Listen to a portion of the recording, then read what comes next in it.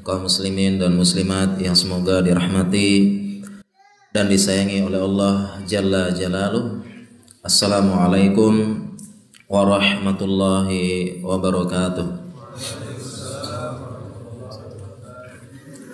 Alhamdulillah, segala puja dan puji kepada Allah. Salawat dan salam kepada Nabi Muhammad sallallahu alaihi wasallam. Para jamaah sekalian, alhamdulillah sangat senang kita melihat para jamaah menuntut ilmu ya, berantusias menghadiri majelis ilmu, mempelajari agama mereka. Karena para jamaah sekalian, keinginan untuk belajar ilmu agama, ingin tahu tentang agama, muncul rasa ingin tahu, terbesit dalam pikiran, terlintas dalam benak, ingin tahu hukum agama, apa solusi dalam agama. Ini merupakan tanda kebaikan atau Allah sedang menginginkan kebaikan kepada kita. Rasulullah sallallahu alaihi wasallam bersabda, "May yuridillahu bihi khairan yufaqihu fiddin." Barang siapa yang Allah menginginkan kebaikan padanya, maka Allah buat dia paham agama. Jadi ini adalah tanda kebaikan, dan realisasinya dengan kita hadir di majelis ilmu semoga merupakan kabar gembira yang Allah segerakan kepada kita dengan hadirnya kita di majelis ilmu.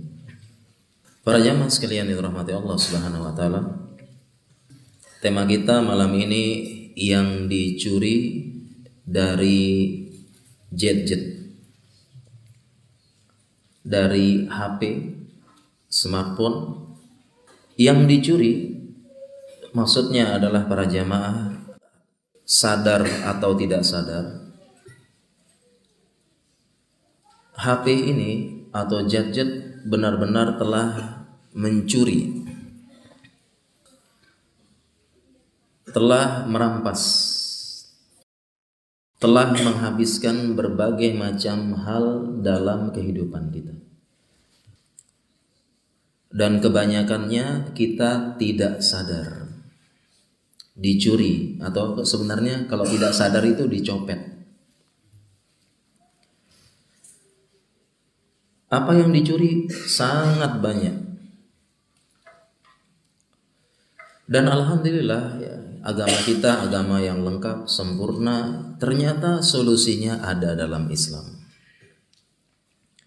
Peringatan-peringatan tentang hal tersebut ada solusinya dalam Islam, dan ini yang perlu kita yakini bahwasanya kalau kita sedang pusing, stres, sedang mencari solusi permasalahan hidup kita, sebenarnya sederhana.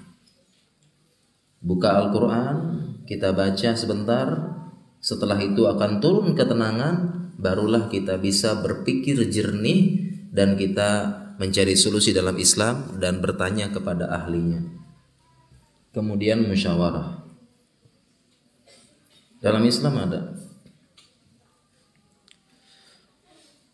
ada banyak hal yang dicuri oleh gadget kita dan kebanyakan kita tidak sadar. Dan ternyata agama kita telah menekankan hal ini dan ada solusinya.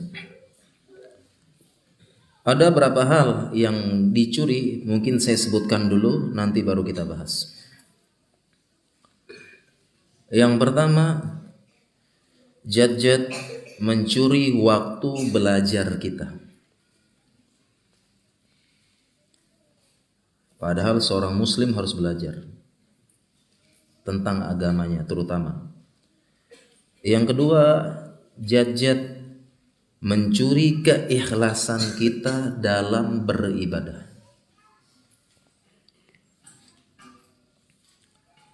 Yang ketiga, gadget mencuri waktu romantis dan kehangatan suami istri. Yang keempat, gadget mencuri kehangatan di meja makan. Yang kelima, gadget mencuri waktu rekreasi kita dan berkumpul bersama keluarga dan anak-anak. Yang keenam, gadget mencuri perhatian terhadap pasangannya yang bisa berujung perselingkuhan bahkan perceraian. Yang terakhir yang paling penting, gadget telah mencuri adab dan akhlak kita.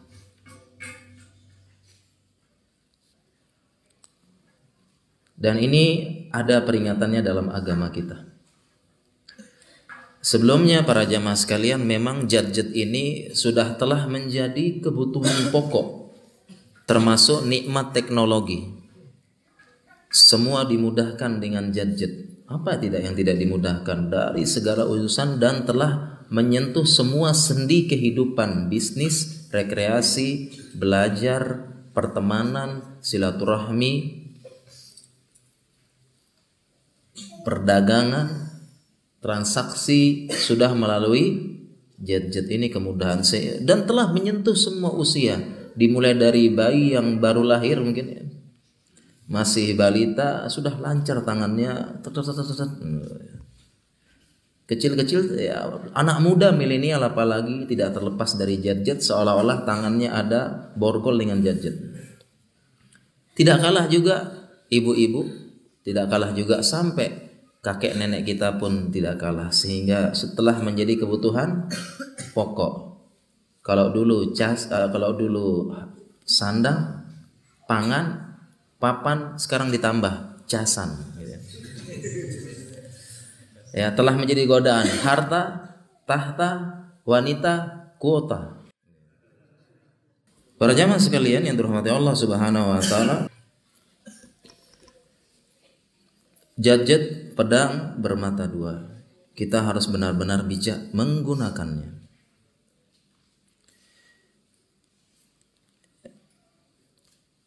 Secara umum, gadget telah mencuri banyak waktu kita. Ya. Mencuri banyak waktu. Yang kebanyakan kita tidak sadar.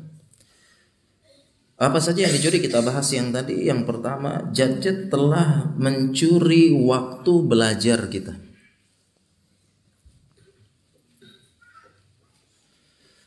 Padahal para jamaah sekalian, kita seorang muslim harus belajar. Thalabul ilmi fardhatun 'ala kulli muslim. Kita harus belajar.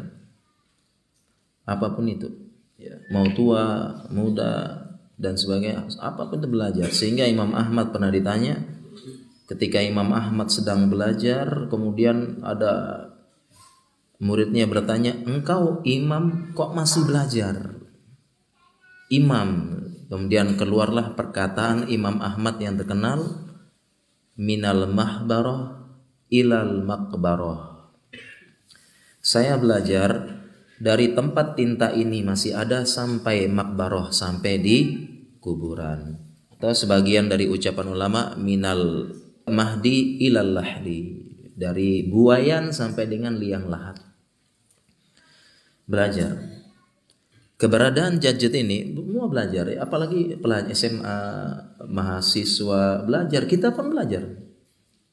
Belajar bahasa Arab murojaah, belajar ini murojaah. Ini mengganggu belajar kita, mencuri waktu belajar. Jangan sampai kita belajar kemudian di depan HP, di depan buku kitab mau murojaah, di sebelah kita HP atau gadget, tidak akan bisa belajar. Mungkin baca buku, coba baca buku 10 menit dulu ya. Tiba-tiba bunyi di sebelah gadget notification ting ting ting ting gitu ya. Lihat ya, oh, buka 1 menit dulu. Taruh lagi. Belajar. Baru baca 5 menit ya, penasaran lihat lagi. Ini komentarnya apa? Ininya responnya apa? Habis update soalnya. Buka lagi, sekarang 5 menit sekarang. Belajar. Buka lagi ya. Ini berkurang 1 menit. Jadi cuma baca buku 1 menit. Sekarang lihat HP 10 menit. Akhirnya lihat buku lagi, buku ditinggalkan, baca HP, jet. Dan demikian juga dengan salah satu yang mengganggu belajar kita, ini HP. Mengganggu belajar. Ya. Contohnya demikian, misalnya di beberapa saat menuntut ilmu ada yang sempat HP. Ini mengganggu, mencuri waktu belajar. Sedang kajian, sedang menuntut ilmu, masih sempat HP. Kalau mencatat boleh. Tapi kalau sampai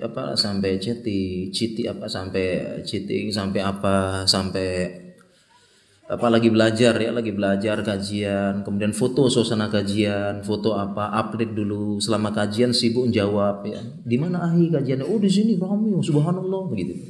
Misalnya ya. Itu tidak ada. Itu banyak yang dicuri waktunya. Sempat-sempatnya nanti dulu. Belajar dulu, kajian dulu. Dan termasuk para jamaah sekalian dirahmati Allah, ya, mencuri waktu belajar kita adalah dengan kemudahan ya, pedang bermata dua. Tadi malam saya ingatkan, dengan banyaknya live ya, kajian live dengan HP, dengan kemudahan banyak kajian live di sana sini. Ini memang ada keuntungannya, tetapi punya sisi negatif. Jadi sehingga seseorang malas datang kajian. Itu live itu bagi orang yang jauh, bagi orang yang di tempatnya sulit ada majelis ilmu, sangat bermanfaat.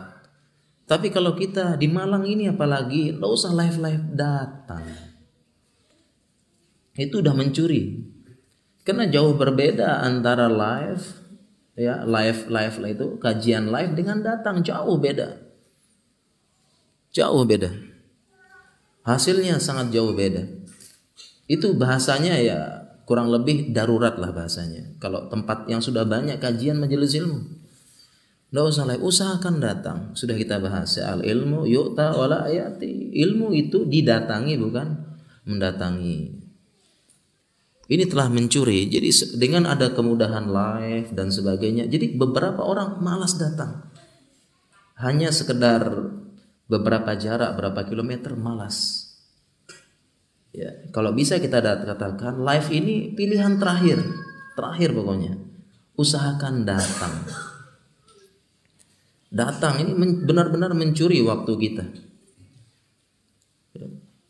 Benar-benar mencuri waktu belajar kita. Kualitas belajar dicuri karena jauh beda para jamaah. Jadi jangan sampai live itu. Banyak beda.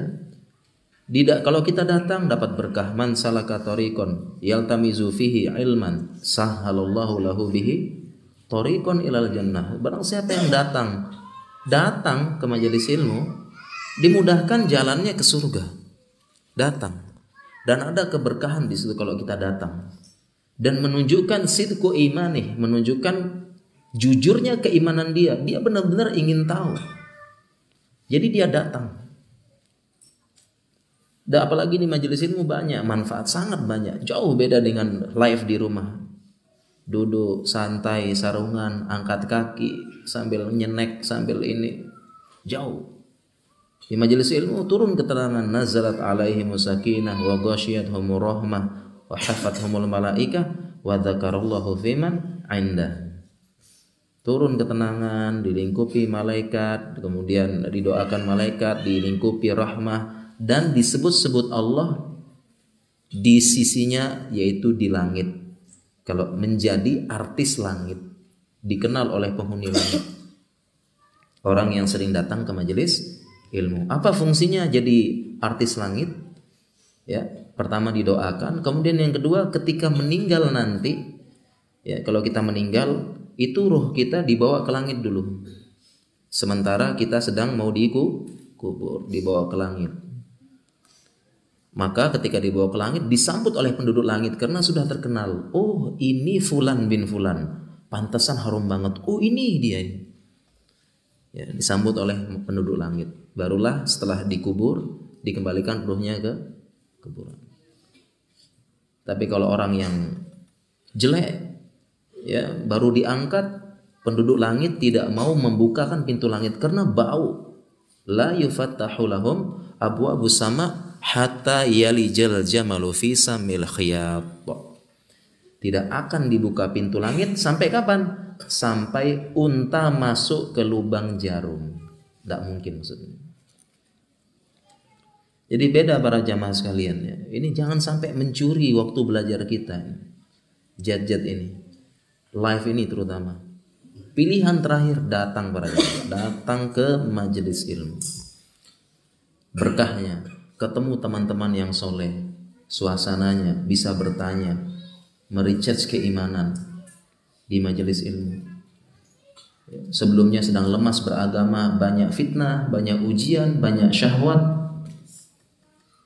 Syahwat di mana-mana membuat keimanan kita luntur. Terus di majelis ilmu tempat recharge-nya.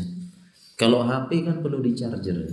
Sama iman juga sama charger. Majelis ilmu ketemu teman-teman, masya Allah. Tidak sengaja kita ketemu teman-teman. Dia sibuk, ternyata dia lebih sibuk, sempat datang. Ketemu dengan teman-teman, dia lebih miskin dari saya tapi lebih bahagia. Dia lebih qanaah, lebih tenang pembawaannya, padahal lebih miskin. Nah, ketemu di majelis ilmu.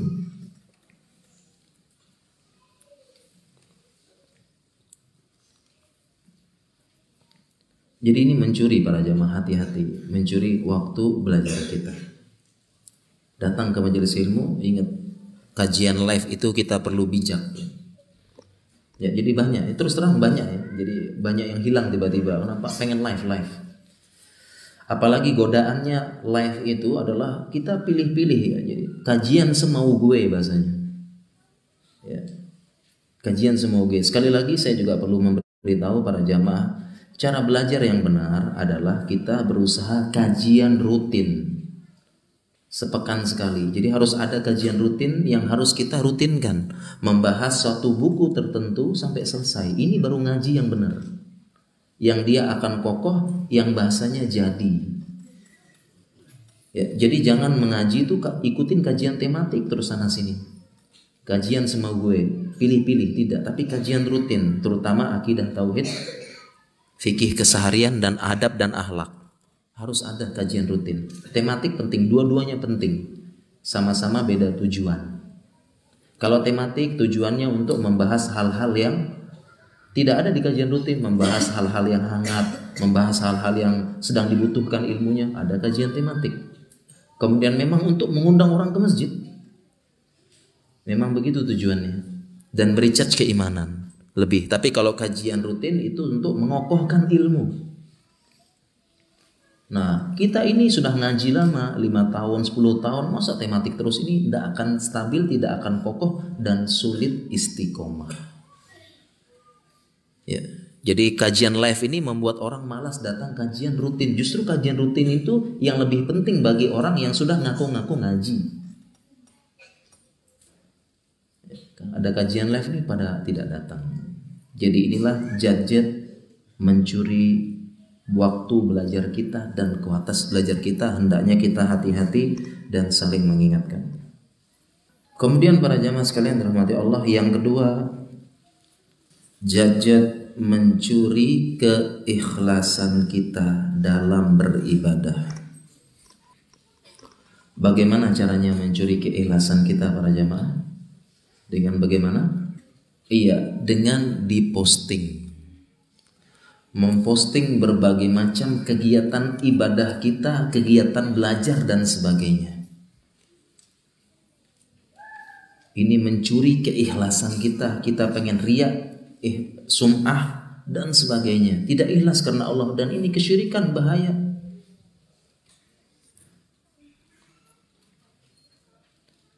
Di zaman sekarang sangat mudah kita postingnya.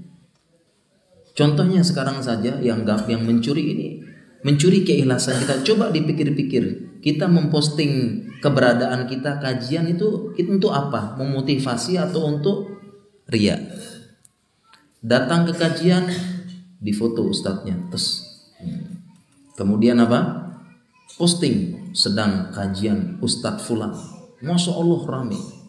Ya tadi selama kajian tidak tenang karena apa? Komentarnya apa ya? Buka-buka dikit di sini, masya Allah rame ya, oh iya rame banget gitu. Saya ini datang terus. Insya Allah. Rame banget ya. Emang kajiannya apa hasilnya, atau di grup WhatsApp? Emang hasil kajiannya apa? Tolong di-share dong. Sebentar, saya share hasil kajiannya. Begitu itu, yang di-share-nya adalah foto dia selfie sama Ustadz. Ini hasil kajian saya. Harusnya yang di-share para jamaah sekalian. Yang di-share itu materi kajiannya, ringkasan kajian, faedah, bukan foto dia sama Ustadz. Jadi kita bukan hijrah ikut-ikutan tren, tapi hijrah ikhlas karena Allah Subhanahu wa taala, mencari ketenangan. Demikian juga mencuri keikhlasan kita. Kita hijrah karena tren saja. Setiap proses langkah hijrah kita update semuanya. Mulai dari pakaian, celana, jenggot, ini kita update semua. Proses hijrah kita update. Coba kita renungkan. Kita ini pengen ria atau pengen memotivasi? Karena ketika diingatkan ini Syiah, memotivasi yang lain. Tapi kok update terus? Gitu ya. Kita hati-hati para jamaah. Dicuri keikhlasan kita, pada kita tidak sadar. Semua diupdate proses hijrahnya. Padahal hijrah adalah ibadah dan hukum asal ibadah disembunyikan. Hukum asal ibadah, amal itu hukum asalnya disembunyikan. Dia ditampilkan kalau ada maslahat yang lebih besar. Kalau kita seorang tokoh panutan ternama mungkin boleh, tapi kalau bukan jangan sering-sering. Ini semua proses ya. Foto dia sedang hijrah, update. Ya, jamaah sosmed doakan saya istiqomah. Masya Allah. Ya, akhwat juga begitu, Masya Allah. Foto ya, lengkap dengan cadar. Cadarnya macam-macam, ada cadar ini, ada cadar butterfly. Karena bisa bikin fly. Ya. Update langsung, doakan saya istiqomah, insyaallah. Ini sadar tidak sadar banyak. Jadi hukum asal hijrah. Dan nasihat dari para ulama kita, kalau baru hijrah, baru apa? Hindari yang namanya ketenaran. Jangan langsung ini. Karena yang namanya ketenaran para jamaah itu ujian berat yang ulama dahulu berusaha menghindari. Tetapi sulit, akhirnya tetap saja terkenal karena ilmunya. Ujian yang namanya ketenaran itu ujian tidak enak para jamaah. Namanya terkenal tidak enak, itu tidak enak terkenal. Itu benar-benar ujian. Bagi orang yang meyakini terkenal tidak enak. Ya, tidak enak. Demikian, oleh karena itu saya pribadi pun lebih senang menyebarkan tulisan daripada menyebarkan video. Karena lebih enak muka tidak terkenal. Lebih enak apa adanya, tidak dikenal manusia. Itu lebih enak, privacy lebih apa. Lebih ikhlas juga kepada Allah Subhanahu wa taala. Ini mencuri, hati-hati jemaah, mencuri keikhlasan kita.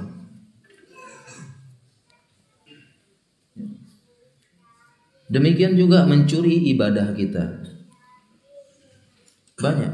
Saya teringat ketika pernah di Masjidil Haram, beberapa jamaah itu foto-foto ya ketika haji sama umroh, foto-foto.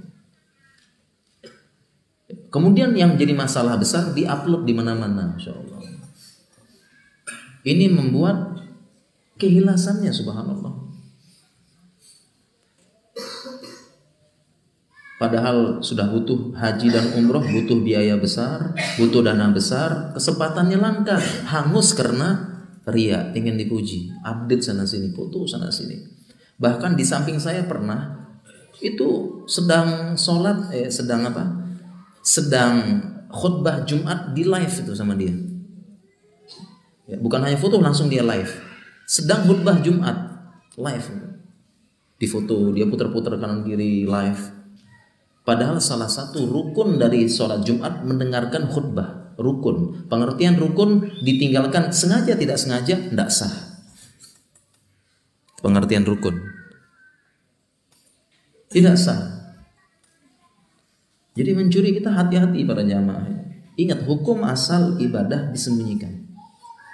Kita sembunyikan. Kalau kita tampilkan, ingin memotivasi dan sebagainya, itu kalau ada masalah lebih besar. Dan sebagian ulama mengatakan engkau menjaga keikhlasan wajib, sedangkan mendakwahkan orang lain hukumnya fardu kifayah. Mana yang lebih penting jemaah? Yang wajib, jaga keikhlasan lebih wajib. Sehingga bisa jadi yang mengatakan update ketika ada orang kan update terus ya. Proses hijrahnya di update terus. Ya, sedang pakai ini update, sedang ini update. Ketika ditanya, "Akhi, ini syiar." Masyaallah. Ya, ini bertanya kepada hati nurani. Ini syiar atau pengen dia yang nampil? Tasaddur bahasanya. Mencuri keikhlasan. Dan luar biasanya setan itu, ya, cara menggodanya manusia itu mencuri keikhlasan baik dengan cara langsung maupun tidak langsung. Kalau dengan cara langsung frontal, sedang Ka'bah, selfie di Ka'bah, sedang sholat malam, sedang kajian, ini riak langsung. Tapi ada juga dengan dicuri dengan halus, ya, dengan membuat status pamer yang itu menunjukkan dia sedang ibadah. Masya Allah, nikmatnya berbuka puasa. Masya Allah. Ini update makanan buka puasa. Setiap Senin Kamis update terus. Yeah. Kemudian jam 3 pagi update status. Rajin update status jam 3 pagi. Supaya apa? Orang-orang tahu dia bangun tengah malam. Masya Allah. Rajin update status setiap jam 3 pagi, jam WhatsApp. Masya Allah. Ditambah-tambah kata keheningan malam bermunajat. Masya Allah. Ini riya terselubung.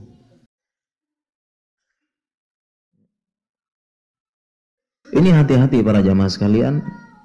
Ini banyak mencuri keikhlasan kita jat-jat ini. Dan kebanyakan kita tidak sadar. Dan sekali lagi para jamaah, ini masalah niat kita terus perbaiki. Terus kita obati. Sufyan Ats-Tsauri mengatakan, "Ma'alajtu syai'an asyaddu alayya min niyati." Tidaklah aku mengobati sesuatu yang paling berat, yaitu niatku. Paling berat ini, sering dimurojaah, sering dievaluasi. Hati-hati, dan jajat ini yang mencuri paling cepat.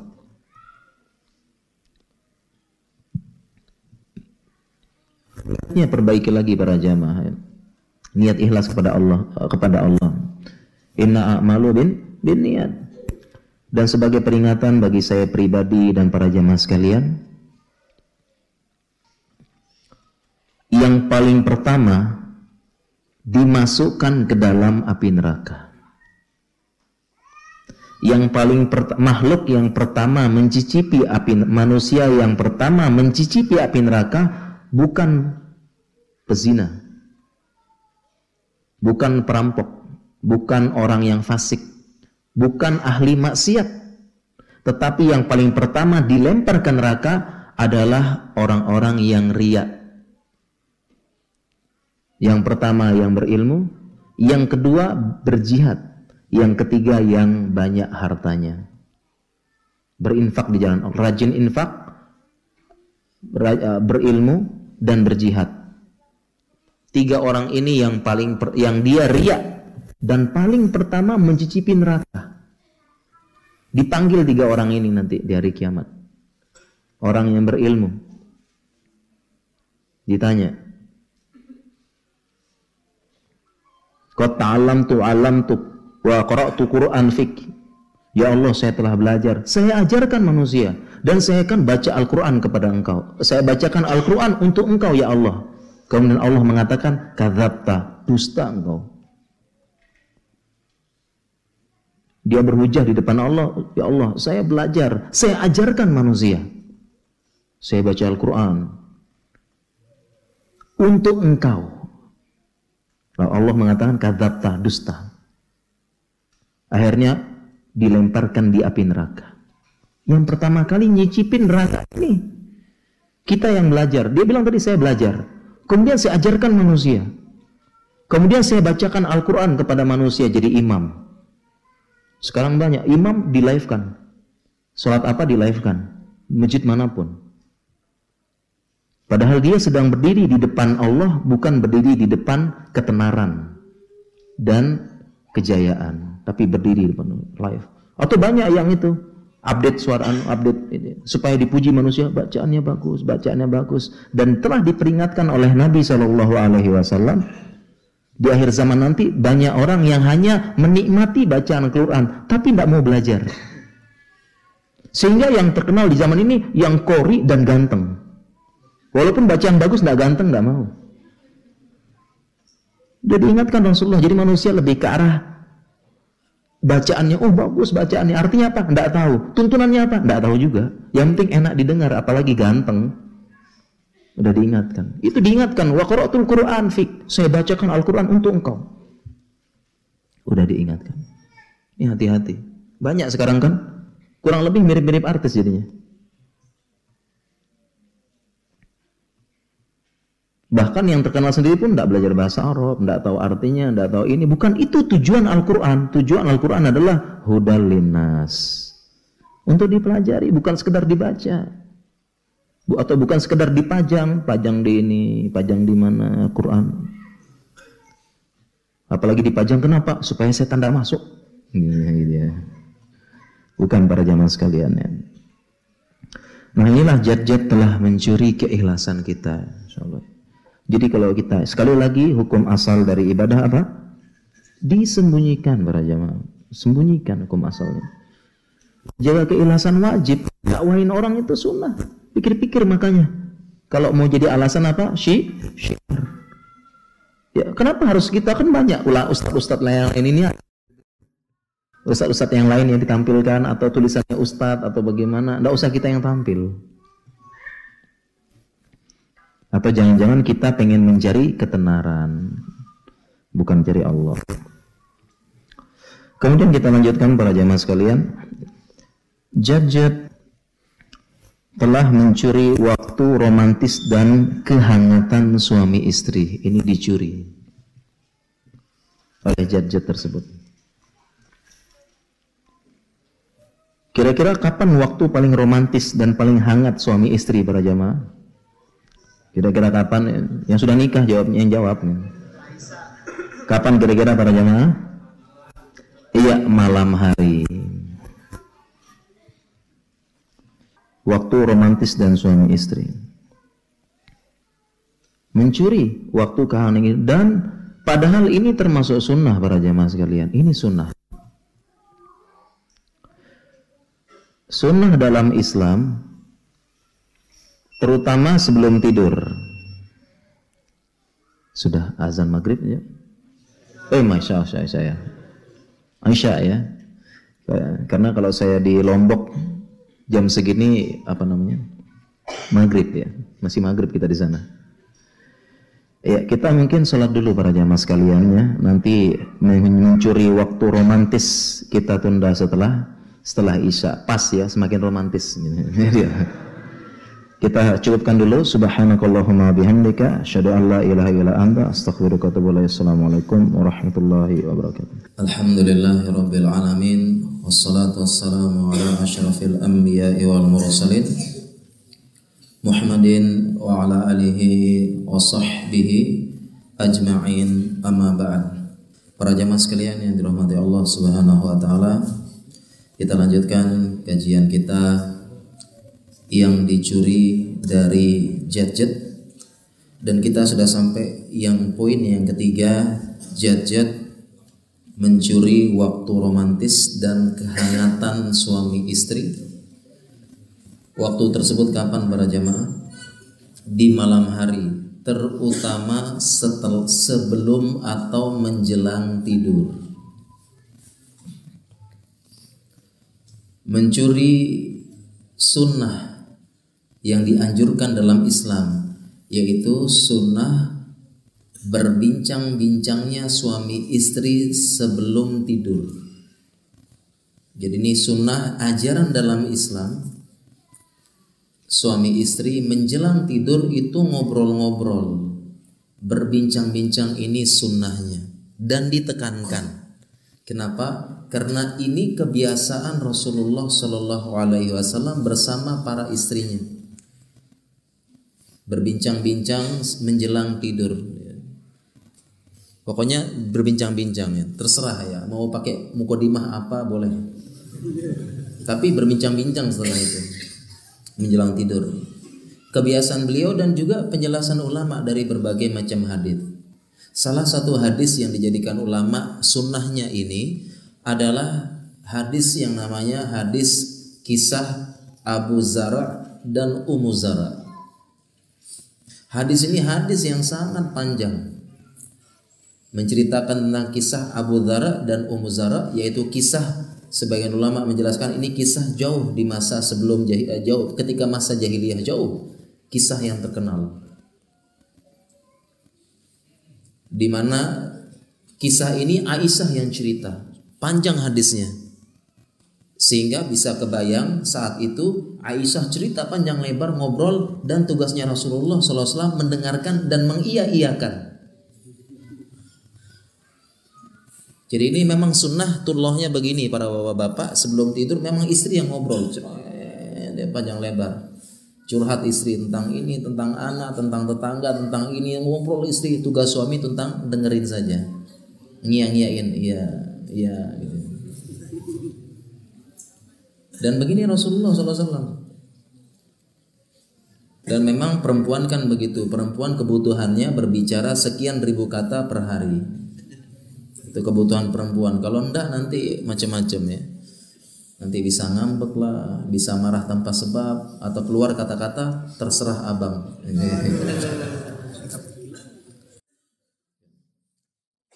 Jadi suami mendengar, dan ternyata Rasulullah SAW demikian, ngobrol, dan sunatullahnya laki-laki yang mendengar. Keluh kesah istri sehari, curhatnya memang begitu istri. Dan dalam hadis tersebut Aisyah cerita panjang lebar hadis Abu Zara dan Ummu Zara, ini hadisnya panjang.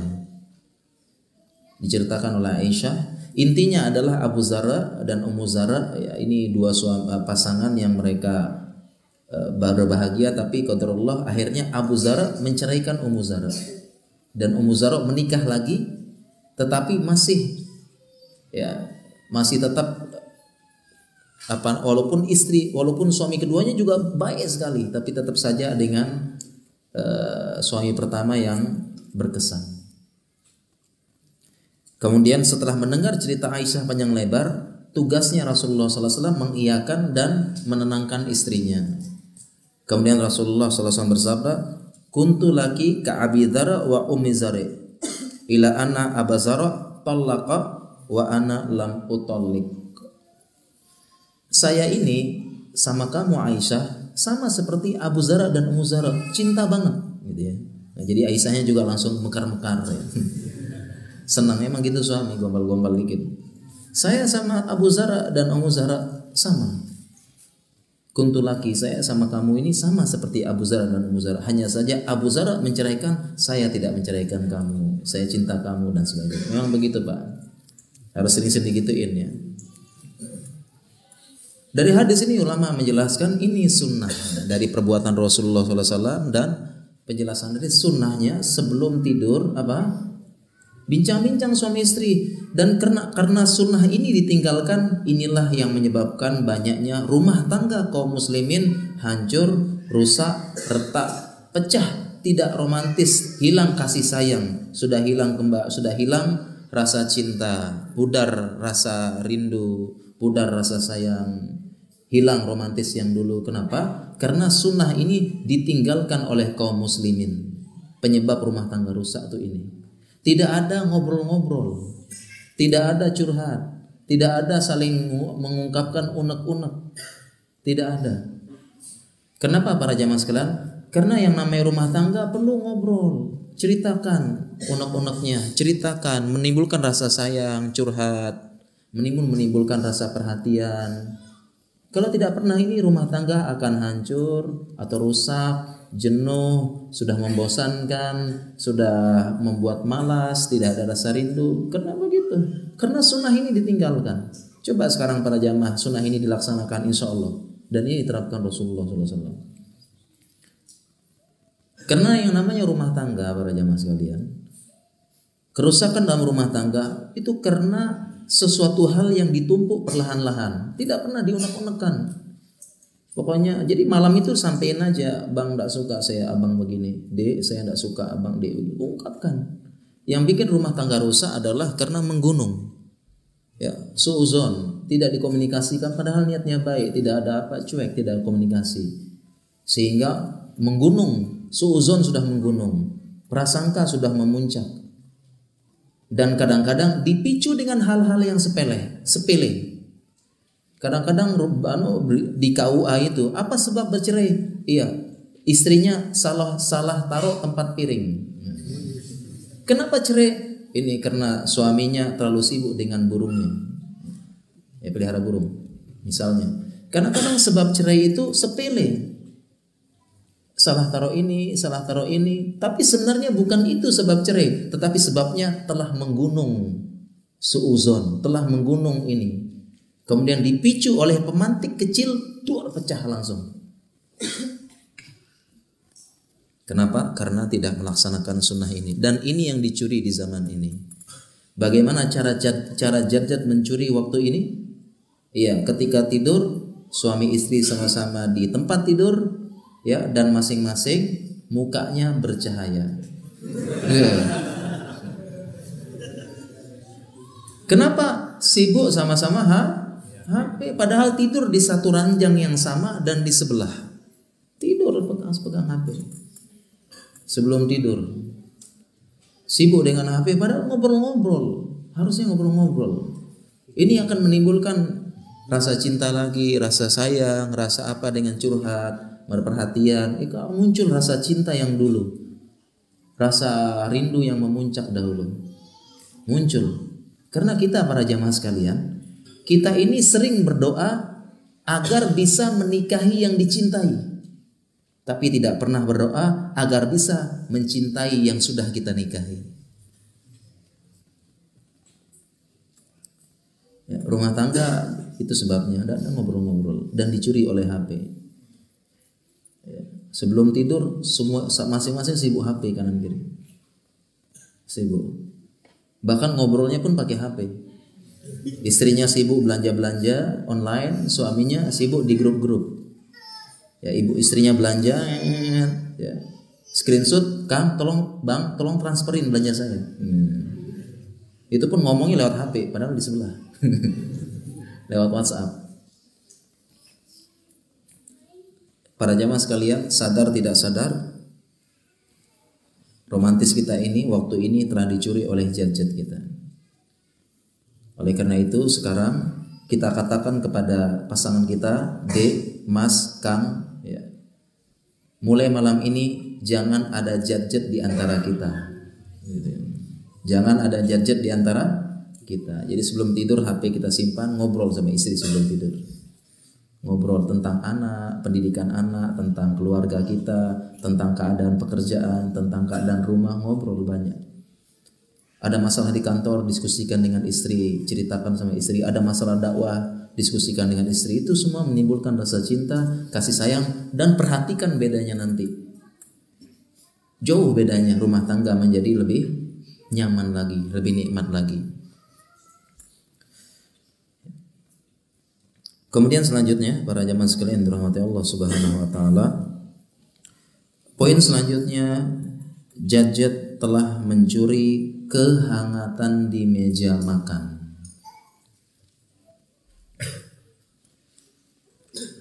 Kehangatan yang bagaimana di meja makan para jamaah? Yaitu mencuri sunnah ketika di meja makan, atau tidak mesti di meja ya, ketika sedang makan bareng. Apa sunnahnya para jamaah? Ketika makan? Iya, sunnahnya apa ketika makan bareng? Ngobrol. Ini sunnahnya. Ketika sedang makan bareng itu kita ngobrol.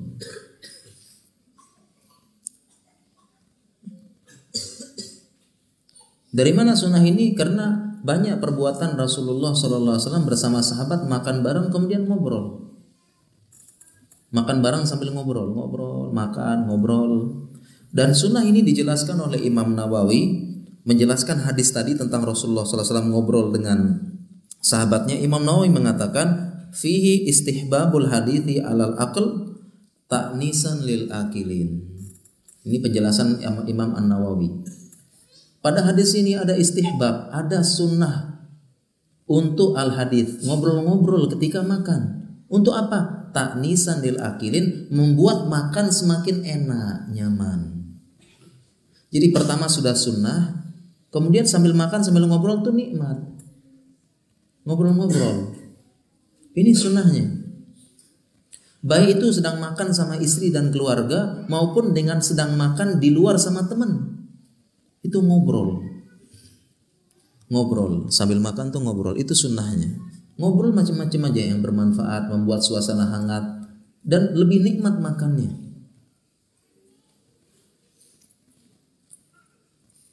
Baik itu kita makan di rumah dengan keluarga, anak istri, atau makan dengan teman. Nah, jat-jat ini sadar tidak sadar mencuri waktu ini dan mencuri sunnah ini.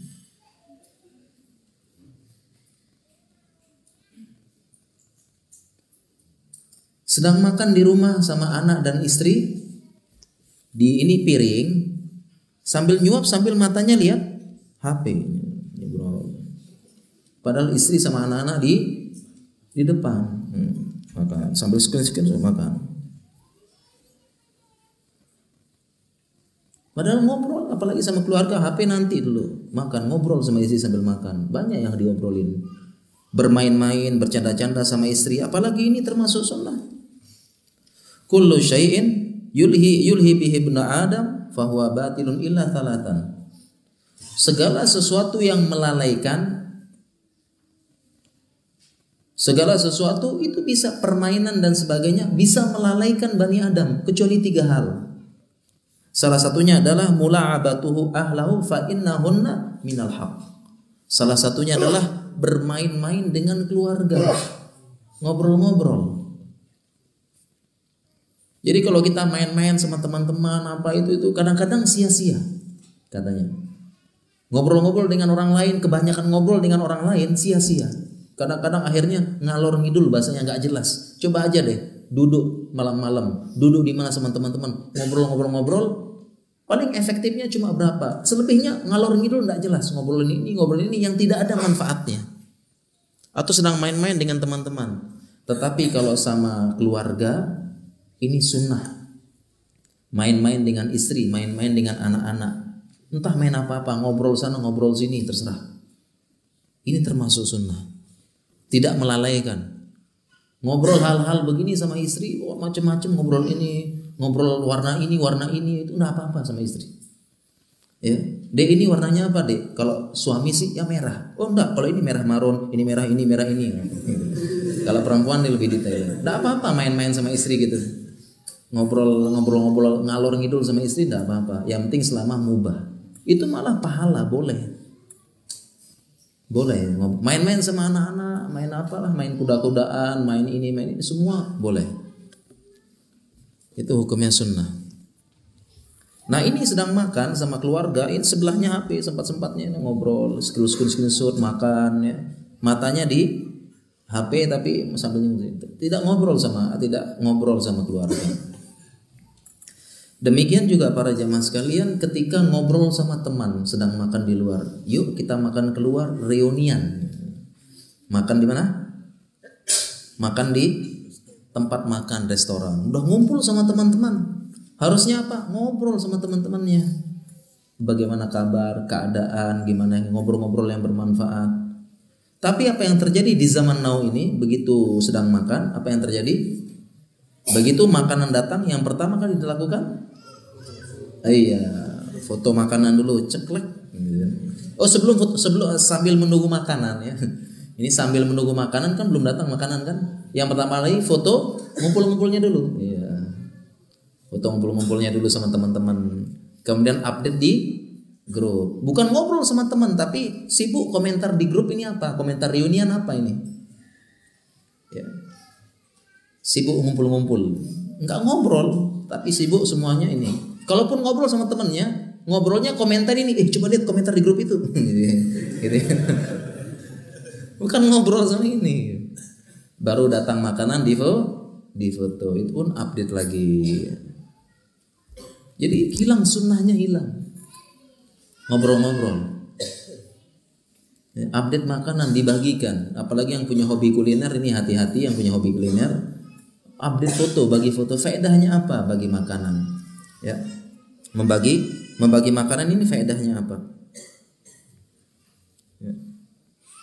Karena beberapa para ulama dahulu mengatakan, ya, kalau engkau, ya, ada para ulama, kalau engkau ingin membeli makanan dan tidak ingin membagi kepada tetanggamu, maka sembunyikan. Katanya ulama dulu. Jadi kalau engkau pengen membeli makanan lewat depan tetangga, engkau tidak ingin membagikan, sembunyikan makanan tersebut, baru masukkan ke rumah. Nah sekarang kita ini malah mamerkan, dan tidak ada faedahnya, pamer doang. Nggak ada faedah. Masih mending pamer foto makanan, bagi resep, bagi apa, ini tidak ada, cuma pamer saja makanan. Dan Rasulullah SAW itu sering berbagi, ya, sering berbagi, Aisyah dan sebagainya, berbagi makanan, bagi kurma sama orang miskin. Sering berbagi makanan, bukan sering bagi foto makanan. Jadi ini sunnah yang dicuri, ya, dicuri dari jarjat, kehangatan di meja makan. Kemudian demikian juga para jamaah sekalian, selanjutnya adalah jarjat mencuri waktu rekreasi kita, waktu rekreasi bersama keluarga. Tadi kita sudah sebutkan, itu kita harus punya waktu main-main sama keluarga. Main-main ini sunnah. Main-main apa saja. Sempat jalan-jalan sama keluarga, sempat kita ini anak-anak butuh jalan-jalan sama bapaknya. Jangan ini bapaknya jalan-jalannya sama teman-temannya saja. Anak sama anak istri tidak pernah. Diajak keluar jalan-jalan, tempat-tempat yang mubah. Tapi sekarang dicuri oleh gadget waktu rekreasi tersebut. Kalau dahulu kita ke pantai, ingin melihat pantai, sunset, indahnya ombak yang bergulung, berlomba-lomba mengejar angin sepoi pantai, gunung yang tinggi, yang sejuk, yang nyaman, udaranya sejuk, pemandangan hijau dan sebagainya. Kita menikmati. Sekarang waktu rekreasi tersebut dicuri. Ketika rekreasi yang pertama kali dicari, mana spot instagramable, mana spot ini? Nah, foto di sana, kemudian upload. Bukan menikmati pemandangan, nunggu yang komentar. Ya, harusnya main-main sama anaknya. Anaknya kan anak kecil, kalau diajak jalan-jalan kan sana kan, oh sono sini ya, pengen ditemenin bapaknya kan, pengen ditemenin mandi, temenin sana dan sini, tapi bapaknya sambil temenin anak main-main pegang HP terus.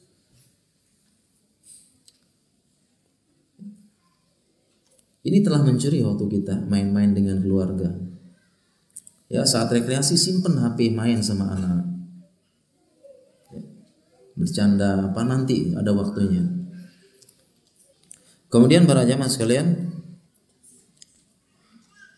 kemudian selanjutnya adalah yang dicuri dari gadget kita. Ya, tadi saya bacakan, tadi lupa saya membacakan asar dari para ulama tentang pamer makanan. Ya, Sufyan Ats-Tsauri mengatakan, "Iza syaraita syai'an la turidu an tunila jarok minhu fawari."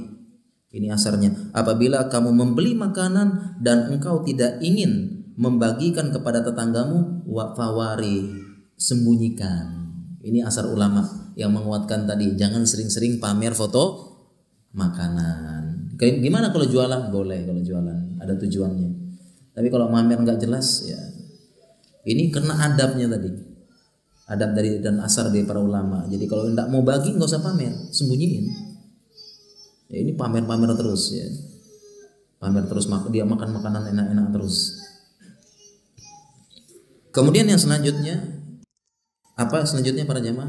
Poinnya, iya, gadget mencuri cinta dan perhatian. Cinta dicuri, dan ini berujung perselingkuhan bahkan perceraian. Bagaimana caranya? Ini para jamaah. Jadi zaman sekarang ini jet-jet ya. Jadi bisa terbuka dimanapun. Laki-laki bisa berhubungan dengan perempuan dengan mudah. Perempuan juga bisa berhubungan dengan laki-laki dengan mudah, kapanpun, dimanapun, dan dalam kondisi apapun. Dengan sosial media di zaman sekarang, dengan akun WhatsApp, ini semua bisa.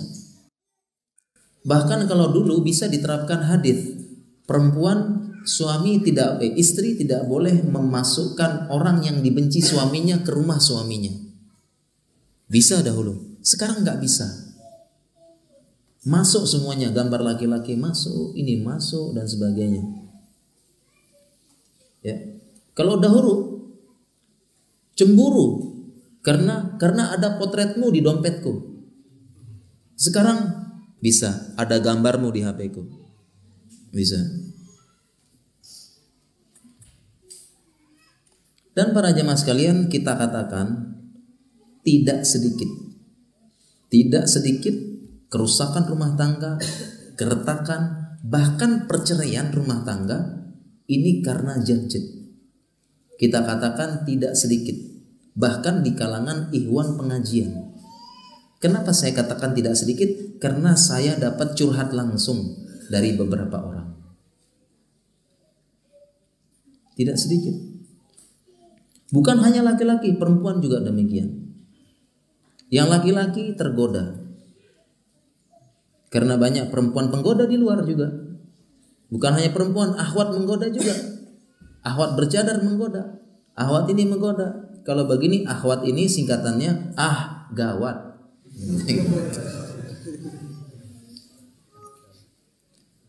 Demikian juga dengan perempuan, istri.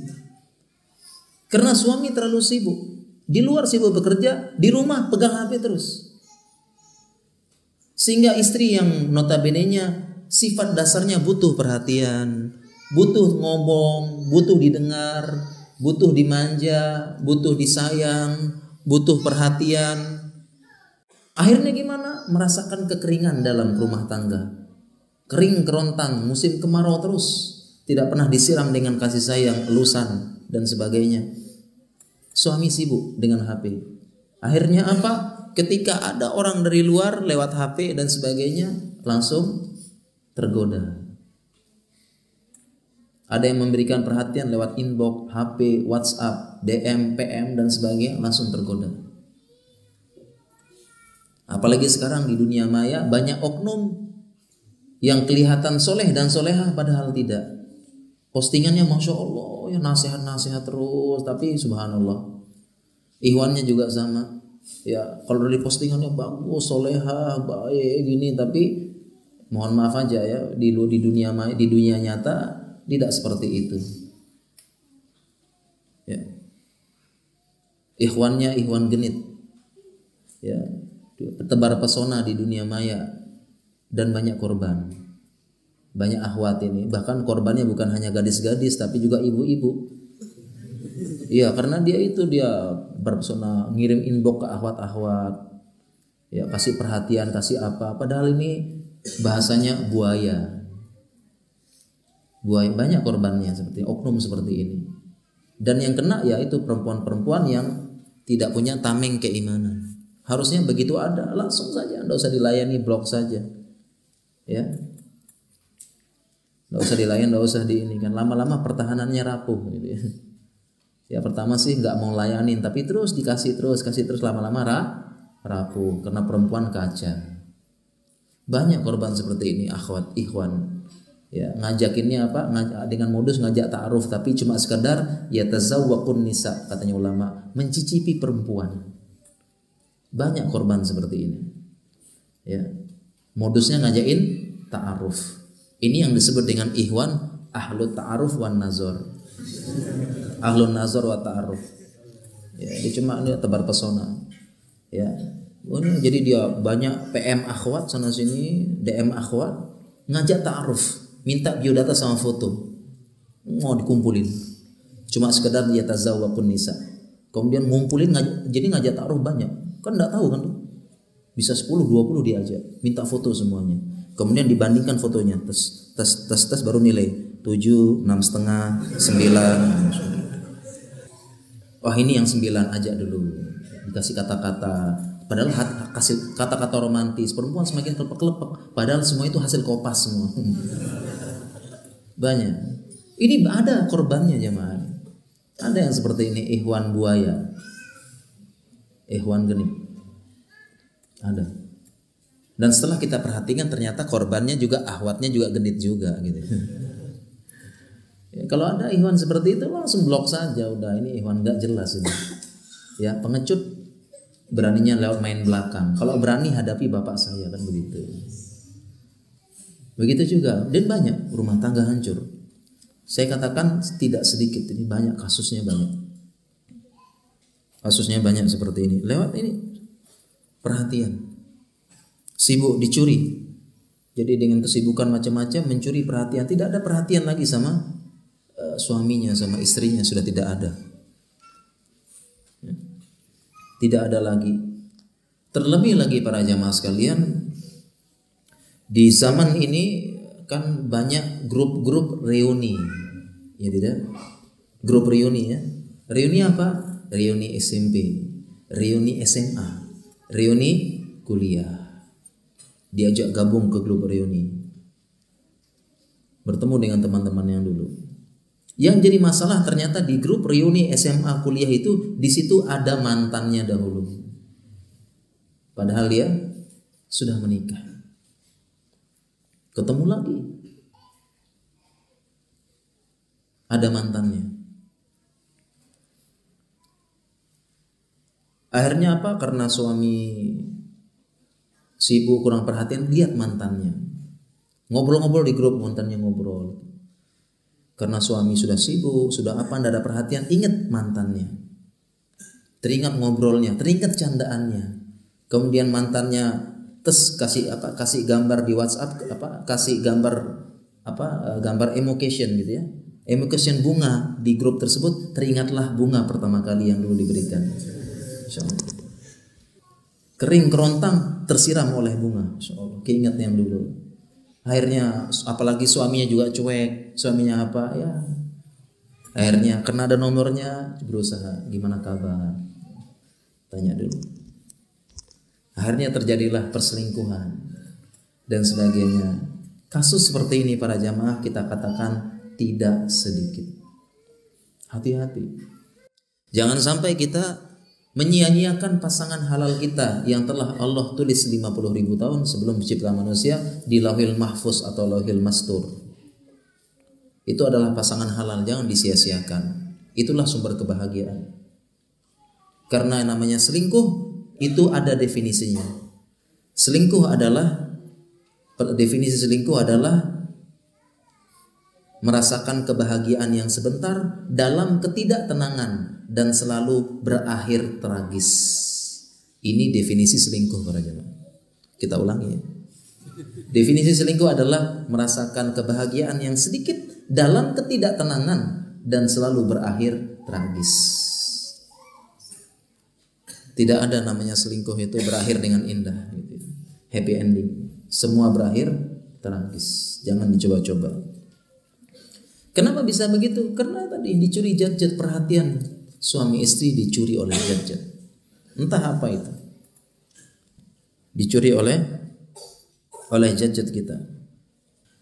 Kemudian para jamaah sekalian dirahmati Allah Subhanahu wa taala, apalagi yang dicuri lagi kita bahas. Ya, jat-jat ini mencuri adab dan akhlak. Adab sama akhlak yang mana yang dicuri oleh jat-jat kita? Sangat banyak jemaah. Kalau kita bahas malam ini tidak cukup ini. Apa adab yang dicuri oleh jat-jat kita? Sangat banyak. Yang paling sering adalah yang dicuri oleh jat-jat, adab yang paling sering adalah ketika berbicara dengan orang lain, kita tidak memperhatikan lawan bicara kita.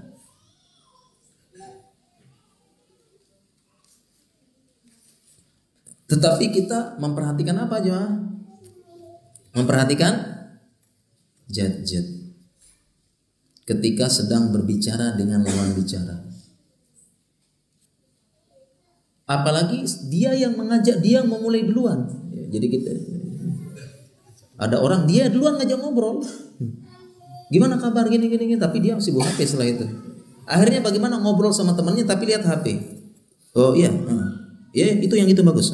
Ya, ya yang itu aja. Ya. Padahal dia ngajak duluan. Kalau dia diajak duluan, tidak masalah. Mungkin dia sedang sibuk, ada orang ngajak ngobrol, ya dia sedang sibuk memang tidak apa-apa. Tapi lagi ngobrol atau memang sengaja janjian ngumpul, ngajak bicara, ini adabnya dicuri. Harusnya beberapa ulama mengatakan ada berbicara, kita hadapkan muka sama dia, perhatikan, fokus. Ini kita kadang-kadang lagi ngobrol, kita lihat HP. Kalau sebentar sih tidak apa-apa, mungkin ada yang penting ya. Tapi kalau dia mulai bicara, dia yang butuh, tapi dia lihat HP, hilang. Anak-anak di zaman sekarang pun demikian. Ini HP dicuri banyak, adab-adabnya banyak. Ya. Nah, sini sebentar nak, ada tamu yang datang. Oh iya Pak, datang anaknya. Begitu datang, dari pertama datang sampai itu lihat HP terus anak-anaknya nih. Padahal ada tamunya. Yang ngomong kan bapaknya, juru bicaranya bapaknya. Iya, ini kelas berapa? Dek, kelas berapa, Dek? Anaknya gini. Dia kelas 6. Bapaknya yang nanya dia, ibunya ya. Di anak sekarang dicuri, adabnya dicuri. Karena saya pernah begitu. Dicuri. Adab begini terus ngobrol. Ini adab yang dicuri. Ya, kalaupun butuh mungkin sekali-sekali aja. Tapi kalau ini terus-terusan sampai ini teman ngobrol, apalagi teman ngobrolnya enggak pegang HP. Dia ngobrol, dia fokus lawan bicaranya fokus. Dia enggak pegang HP.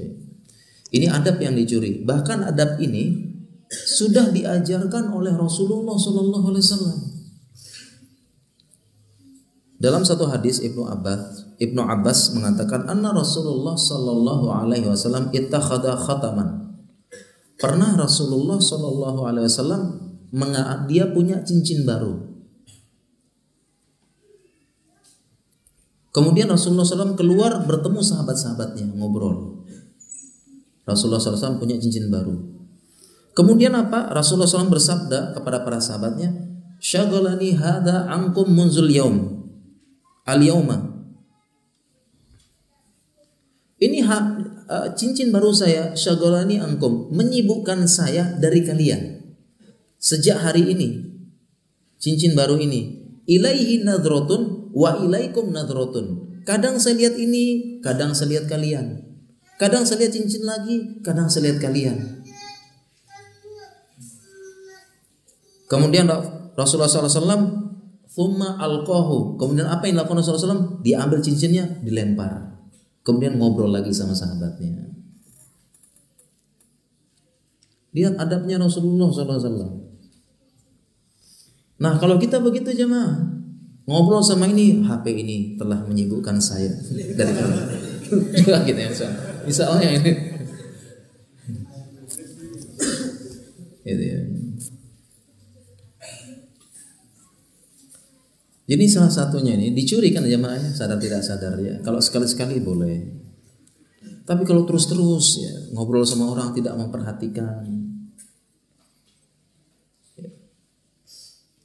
dicuri adab kita. Oleh karena itu para jamaah sekalian, ini kita perhatian, hendaknya kita bijak ya. Kita ada jam-jam khusus kita pegang HP. Saya juga begitu, kalau sedang sama keluarga kadang saya berusaha HP saya simpan, ngobrol sama keluarga. Nanti yang lain-lain. Kadang-kadang kita buka HP itu untuk yang tidak penting-penting. Tidak penting sebenarnya. Cuma pengen tahu ini komentarnya apa sih, lagi ributin apa sih di grup gitu ya. Ya kadang-kadang berusaha begitu, simpan HP. Sedang jalan-jalan sama anak-anak, simpan HP, taruh. Ya, suruh istri yang pegang, saya nggak pegang HP sama sekali. Biar fokus sama anak-anak. Karena seharian sudah sibuk. Ya. Begitu juga dengan keluarga, dengan teman-teman. Kalau bisa ngobrol, taruh HP, ngobrol. Ya, makanya kadang ada kalau lagi ngumpul sama teman-teman itu kadang HP kumpulan dulu, kita ngobrol. Ya, kumpulin HP-nya, ngobrol terus. Ya. Supaya lebih efektif. Ya. Dan masih banyak adab-adab yang lain para jamaah sekalian rahmati Allah Subhanahu wa taala. Ya. Mungkin kita cukupkan dulu materinya ya. Ya, dari beberapa pertemuan sebelumnya kita pertanyaan cuma 1-2 ya, karena kita sisihkan waktu sedikit ya. Ini karena mungkin saya terakhir ya di sini ya pada hari ini. Ya mungkin ada waktu sekitar 20 menit ya kita gunakan untuk tanya jawab, dan ini ada hadiah, bagi-bagi hadiah katanya. Dari panitia ada hadiah dan saya diminta untuk membagikan. Ya.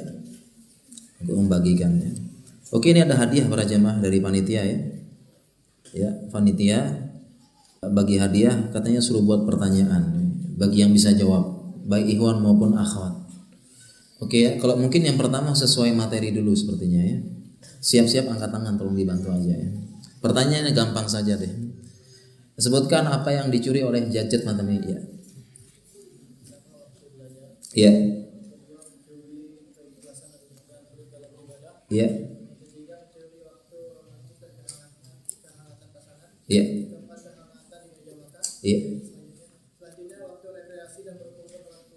Ya. Ya. Iya, sahih insyaallah ya. Oke, biar cepat tanya jawab kita bagiin langsung sekaligus 2 aja ya. Ya, kan pas 2, satunya dia, satunya pasangannya. Insyaallah dalam konfirmasi. Gitu. Udah nikah belum ya?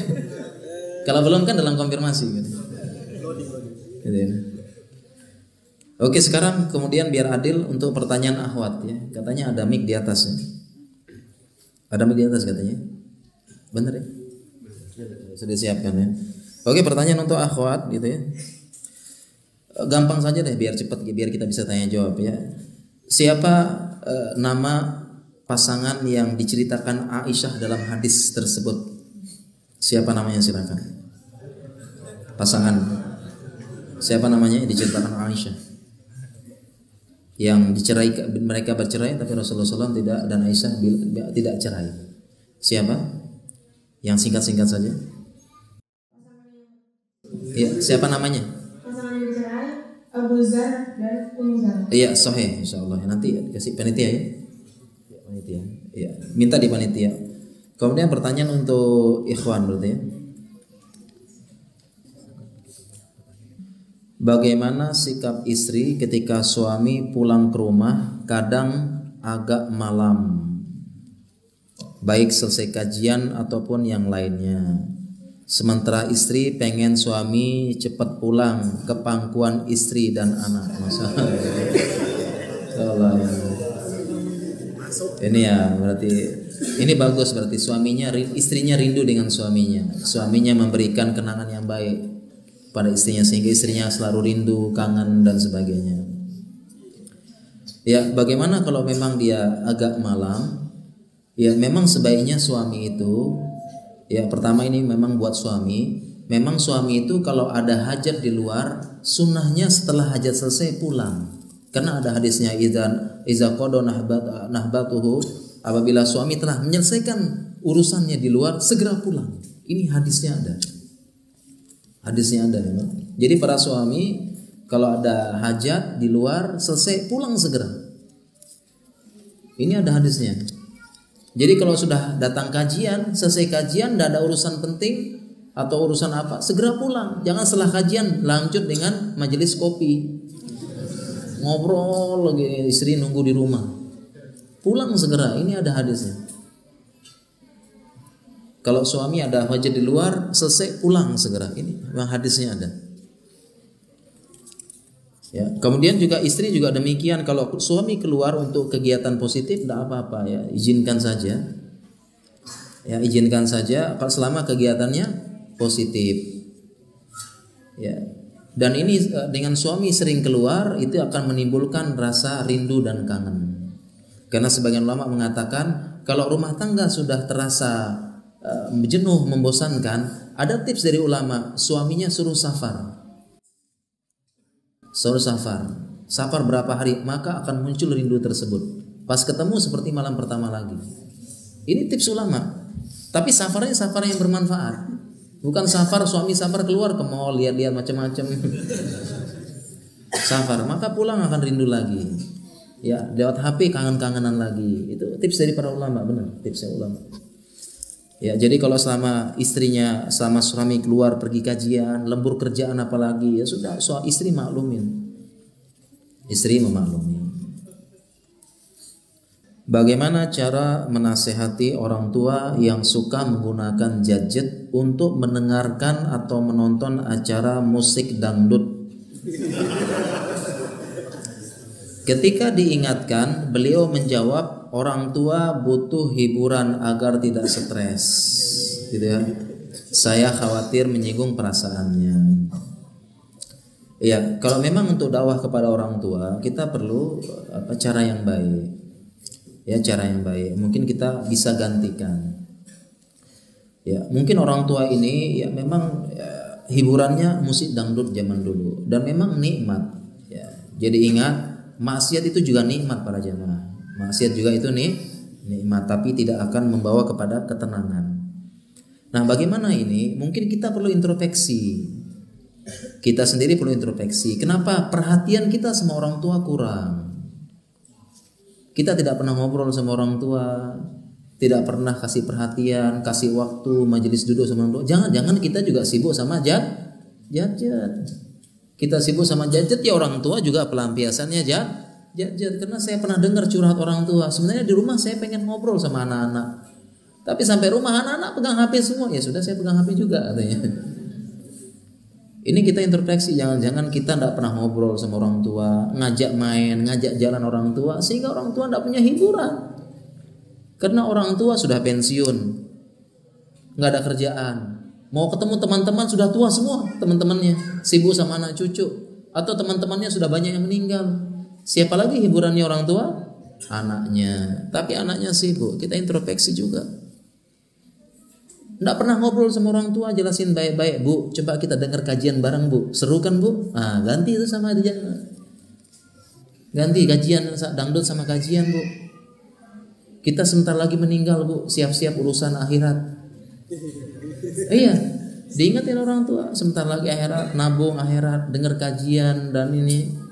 Ya, ternyata sholat lebih nikmat, Bu. Munajat sama Allah lebih nikmat. Yuk dengar kajian bareng-bareng, pergi kajian lebih nikmat. Enak kan, Bu? Makanya sekarang gak usah dangdutan, dengar kajian, baca Al-Quran lebih nikmat, Bu. Ajarin orang tuanya Al-Quran lebih nikmat. Jangan-jangan orang tua tidak punya hiburan karena kita tidak memberikan hiburan kepada orang tua. Kadang-kadang kita malas ngajarin orang tua. Yang ngajarin begini, padahal dahulu orang tua yang mengajarkan kita untuk membaca dan menulis. Gitu kan? Ada orang tua, ada seorang anak ngajarin orang tua, aduh ibu ini sudah diajarin berapa kali kok nggak bisa. Begini loh cara nginstalnya, saya ajarin berkali-kali nggak bisa ibu.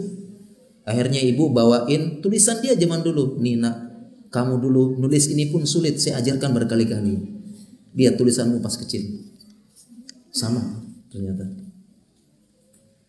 Ya, jadi orang tua ini perlu perhatian. Kita introspeksi ya, jangan-jangan kita yang kurang kasih hiburan sama orang tua ya. Dan semoga dimudahkan. Iya, ayah dan ibu saya bercerai karena gadget. Nah, ini kan fakta lagi ya, ada ya. Ayah ibu saya bercerai karena gadget.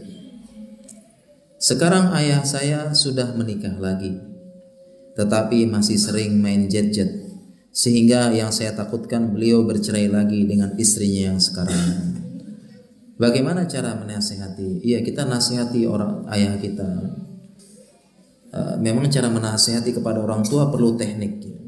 Ya, cara menasihatinya kita usahakan yang menasihati tersebut kedudukannya lebih tinggi, baik dari umur usia. Artinya yang menasihati itu harus disegani. Ini baru masuk nasihat. Makanya bagaimana kalau bisa ayah kita ini kita cari orang lain yang disegani oleh ayah kita supaya memberikan nasihat. Supaya jangan sering ya. Cukuplah kisah yang dulu. Coba tanya, kasih nasihat. Tidak enak kan cerai? Tidak enak. Berkelahi, sakit hati, sibuk ngurus cerai, sana sini, tidak enak. Jadi jangan sering disuruh cerai. Suruh. Jadi solusinya suruh ini ayah kita ini disuruh mencari orang lain yang bisa menasehati, yang lebih senior. Kalau kita kadang tidak didengar, memang begitu orang tua. Memang begitu orang tua. Dan yang mungkin jangan lupa kita doakan kepada orang tua kita. Kita mendoakan orang tua kita supaya tidak terjatuh lagi kepada kesalahan yang sama. Mungkin kita lupa mendoakan. Kita sudah nasihati tidak mempan. Tetapi mungkin kita lupa bangun sepertiga malam mendoakan ayah kita. Mungkin yang belum. Bangun mendoakan pada Allah, mungkin itu. Ya, sebelum kita mengetuk hati ayah kita ketuk dulu pintu langit yang menguasai hati. Mungkin ini yang belum. Sudah saya nasihati, sudah banyak usaha, sudah kita coba begini-begini. Ayah saya masih ngeyel. Tapi selama belum mengetuk pintu langit mungkin tidak. Ya. Ini yang punya pertanyaan yang saya bacakan ini dapat hadiah ya.